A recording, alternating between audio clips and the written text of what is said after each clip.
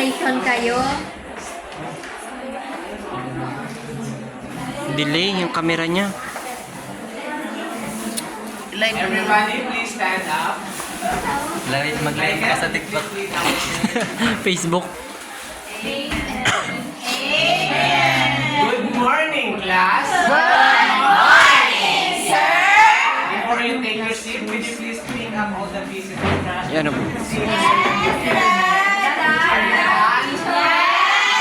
You can now take your seat. Is there any absent this morning? Irene, can you please stand up and count all the girls if there are any absent this morning? Teacher Dan, there is no absent today. Okay, thank you so much, Irene. For the boys, Jeremy, could you please stand up and count all the boys if there's any absent this morning? There's no absent. Okay, thank you so much. Now, class, that I know that all of you are present here. That means that all of you really wanted to learn something new about this lesson. Okay, thumbs up if you really wanted to learn something new. Very good.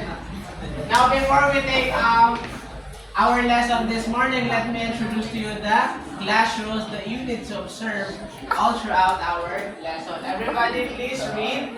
Don't be loud. In your seat, sit up straight. Care for things, keep them neat. Try your best, that's a treat. Obey rules, do what's right. Raise your hand, wait for your turn. Is our class rules clear to you, class? Yes! And I observe that you follow our class rules all throughout our lesson? Yes! Very good. So now, before we begin our discussion this morning, I have here some activity or assigned activity for you. Now, I want you to please form 3 lines here in front. Quietly, okay? Yes, teacher. Form 3 lines. Ano? Sit quietly. Where is the other line? I said 3 lines, please.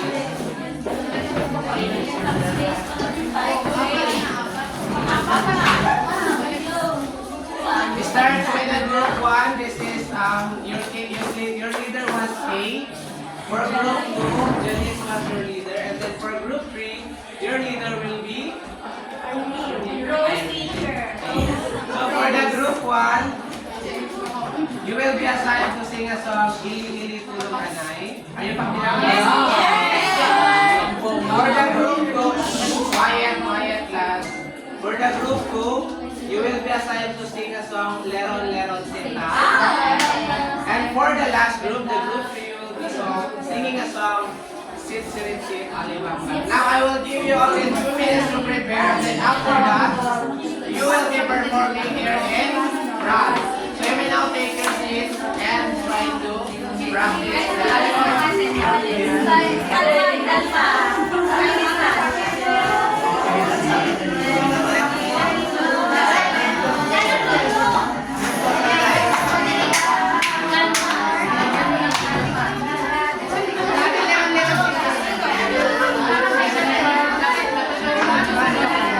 Ma'am? Yes, ma'am. For now, natulog kagabi, ma'am. Nagawa kasi ng IEMs namin, ma'am, kay Sir Bukat para bukas po.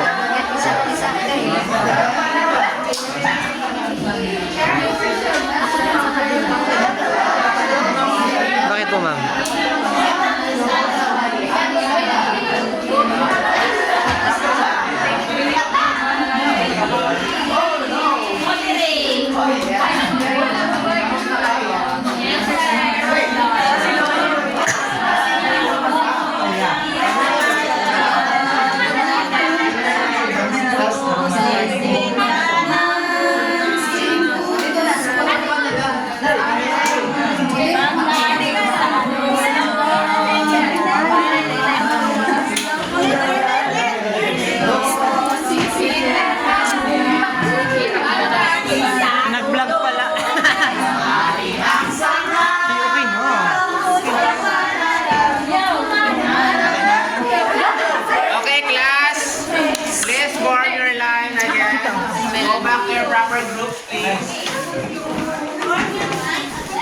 every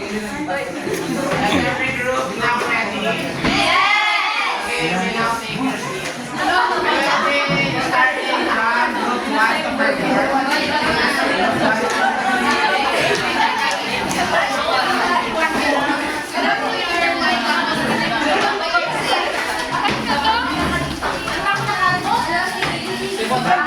Class, quiet please. Let's hear the performance of the group 1.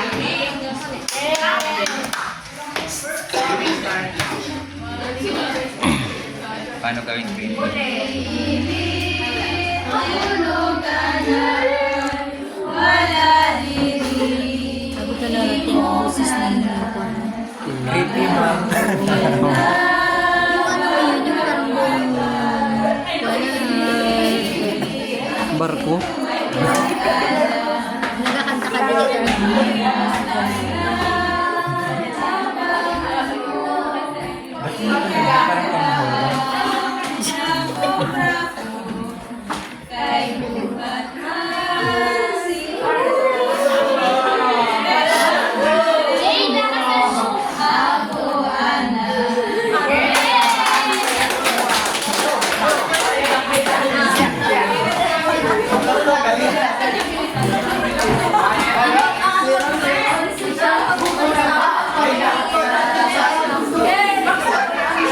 Quiet class, quiet please.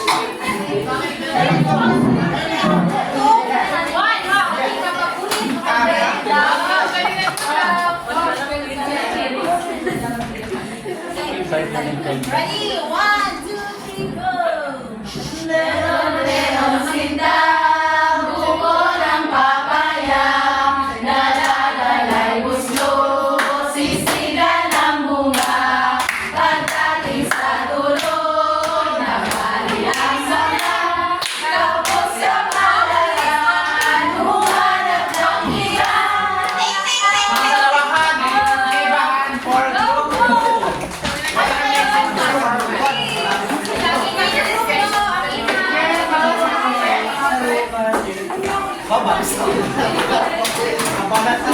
Now, class, I want you to please settle down quietly and listen to the performance of group 3.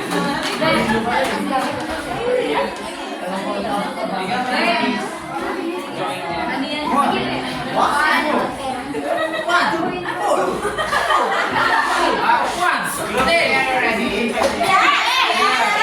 We now start. Wow, let's hear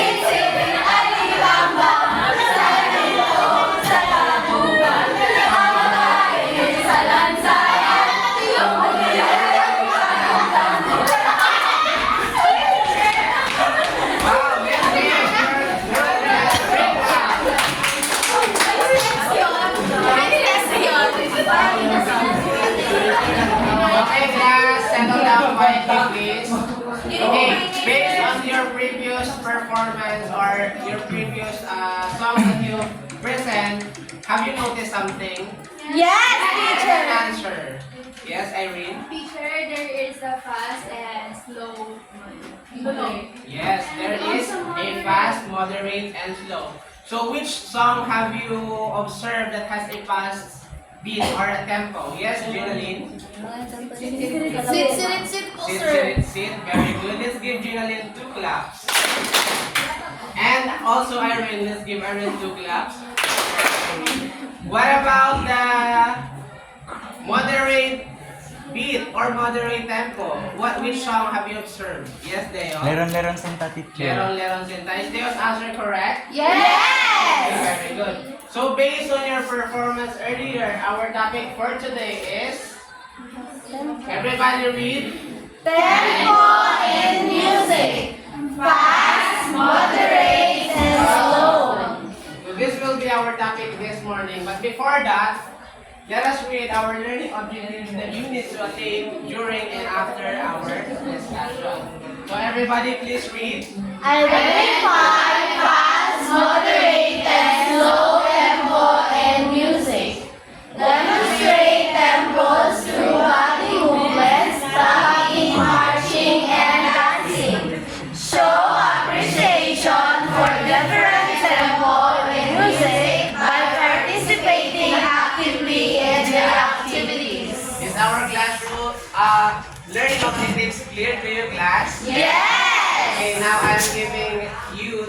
I'm giving the time to Teacher Casey to take over your discussion. Good morning again, class. Good morning, teacher. How are you? We are good. Okay. Have you noticed something, class? Do you have an idea what is tempo? No, Oh, that's okay because I prepared here a simple definition of tempo. I want you to read it at once, loud and clear. Everybody, please read. Tempo is the speed of music. It tells us how fast or slow a song is. It could be fast, slow, and moderate. Okay, thank you so much. Tempo is the speed of music. So, based on what you did earlier, can you tell me what tempo in the song that you did? Yes, Kay? 25 years na We sang and the tempo that he used is the slow. Yes, very good. Teacher. So today we will discover the three different types of tempo. And let's explore it together. But before that, let's do a double chant. Are you familiar with double chant? No! It's okay. I will demonstrate it first. But before that, may I call on Teresa Aguilar to help me demonstrate the double chant. Thank you so much, Teresa. So listen carefully, class. When the word is double, you just have to close your hands and to fists like this. A reminder, class, we will do this by pair, okay? And when the word is this, you just have to press your open palms to your partner's open palms like this. Okay. And when the word is that, you just have to touch the back of your hand together with your partner like this. Okay. Are you ready, Teresa? Okay, let's do this in Ito na muna yan. okay? Count to 3. 1, 2, 3.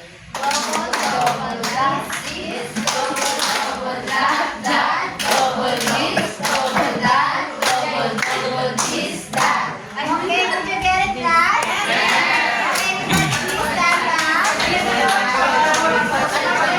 Kayo niyo, ma'am. Kayo niyo, ma'am.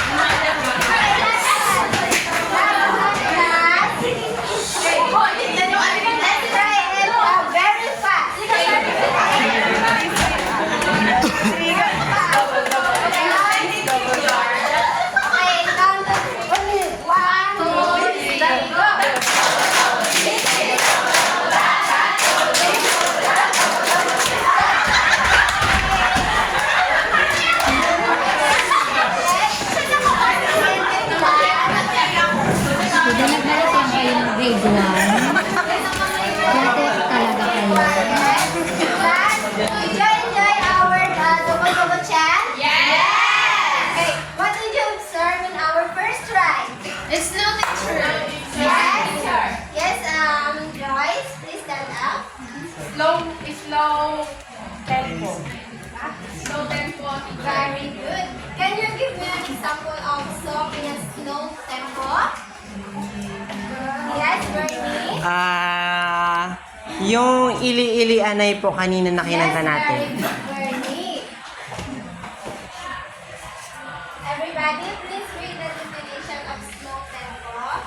Slow tempo means the beats of the song are far apart, giving the music a calm and relax. Okay, slow tempo means the beats of the song are far apart. And for our second try, what did you observe? It's moderate, teacher. Let's raise your hand. Yes, Genevieve. It's moderate, teacher. Very good. It's moderate. I have here a definition of moderate. I want you to read it loud and clear. Everybody read. A moderate tempo refers to a tempo that is neither too fast nor too slow. It's a comfortable, easy speed that is often compared to a natural walking pace. Okay, a moderate tempo is referred to the tempo that is neither too fast and nor too slow. And how about on our last try? What did you observe? Fast, teacher. Fast, yes. And that is what we call a fast tempo. Okay, everybody, please read. A fast tempo is one where the beats are very close together, creating a sense of energy, excitement, or urgency. Okay, can you give me an example of song in a fast tempo? Chichiritse. Yes. Yes, very good. And this is an example of fast tempo. Okay, now, what are the three different types of tempo? Yes, Jamaline. Teacher, slow tempo, moderate tempo, and fast po. Yes, that's right. Slow, moderate, and fast. So now you learn those three tempo in music, and later on you will use the different tempo in your movements. Are you all excited? Yes, teacher. Okay. So to test if you really understand our topic, let's have a group activity. But before that, I will group you into four. This will be the group 1, group 2, group 3, and group 4. I have here an envelope. Inside of the envelope is your assigned task as well as the criteria for you to be guided on our activity. And group 4. I will give you only 1 minute to practice your assigned task, okay? You will now go to your groups, respective groups, and practice your assigned task.